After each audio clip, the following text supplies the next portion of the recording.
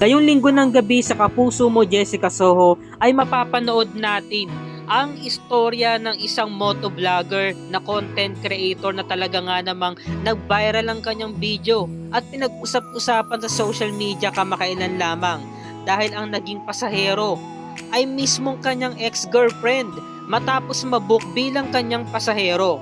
Sa panahong mainit na usapin ang mga hiwalayan, meron nga bang nakatakdang magkabalikan? Ang sabi nga ng mga netizens ay meron daw nga namang second chance. Love is second time around. Nagbubuk ako ng masasakyan kasi imimit ko yung friend ko. Medyo gahol na kasi sa oras. Sa sobrang pagmamadali ko, hindi ko na talaga tiningnan yung picture at yung pangalan. Plate number lang talaga yung tinitingnan ko. Naglalakad ako papalapit sa kanya. Noong una hindi ko pa siya mamukaan kasi syempre naka-helmet eh. Tapos nung papalapit na po ako, natulala na lamang akong bigla. Yung ex ko pala, nahiya ako bigla. Parang kinilig ako na parang nahiya akong gumalaw. Etong sinabi ni Eka, ex-boyfriend ang nahook or nabook na rider. At eto pa ang kwento naman ng kanyang ex-boyfriend. May pumasok sa akin na booking. Hindi ko talaga dapat yun kukunin eh. Pero malapit lang naman kaya kinuha ko na.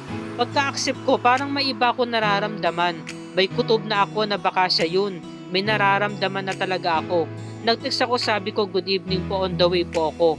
Hindi po siya nagre-reply eh. Hindi ko expect na siya yun. Nagkabiglaan kami ng kita. Hindi ko alam kung kinakabahan ako kasi baka i-cancel niya. May halong natetense kasi ayokong umasa. Parang bumalik sa akin lahat ng pinagdaanan namin eh. Ang lakas talaga ng tibok ng dibdib ko. May spark nung hinawakan niya ako. Gusto kong sabihin sa kanya na sana magkaroon ako ng second chance. Ito ang mga kwentong ibinahagi ni CJ, ang rider na nabook ng ex-girlfriend. Ano kaya ang kahinatnan ng pangyayaring ito o ng kanilang istorya? Meron pa kayang kasunod? Yan ang ating pakatutukan at sabay-sabay tayong kikiligin ngayong linggo ng gabi. Dito lamang yan sa Kapuso Mo, Jessica Soho.